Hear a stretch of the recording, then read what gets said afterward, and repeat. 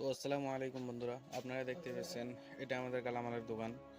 তো আমি যুবক ভাইদেরকে বলতেছি যে আপনারাও এরকম একটা কিছু ব্যবসা আরম্ভ করেন, কারণ এই জামানায় চাকরির জন্য মাথামারি থেকে লাভ নাই।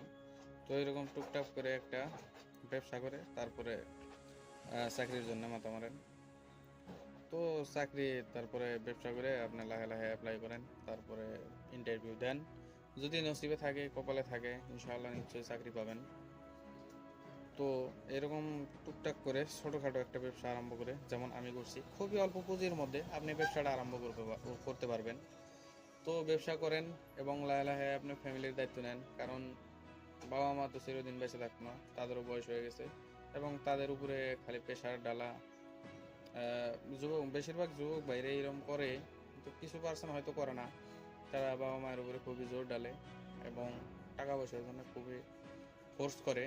তো আমিও সেম সেম এজের। তো আমার মাথায় এই একটা আইডিয়া আসলো যে আমি এরকম যেরকম একটা বিজনেস আরম্ভ করলাম। তো যুবক ভাইদেরও আমি একটু ইন্সপায়ার করে দিই যে তারাও যাতে এরকম একটা টুকটাক ব্যবসা আরম্ভ করে এবং বাবা মায়ের উপরে খালি বোঝা না থাকে, নিজেও এরকম একটা টুকটাক করে ব্যবসা করে যাতে নিজের লাইফটা কোনো রকম আর কি চলান যায়। তারপরে চাকরি ইন্টারভিউ দিলেন, চাকরি পাইলেন, এটা পরবর্তী ব্যাপার।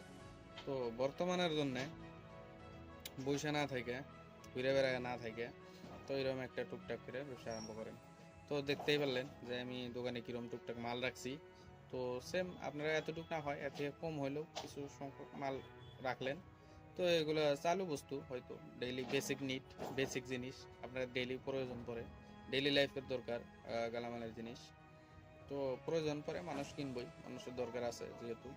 আটা মাটা চিনি ডাল এগুলো লাগবেই মানুষের, বেসিক তেল সাবান। তো সিম্পল আপনারা এরকম করে স্টার্ট করে দিলেন, আপনারা টুকটাক করে আরম্ভ করে দিলেন বিজনেসটা।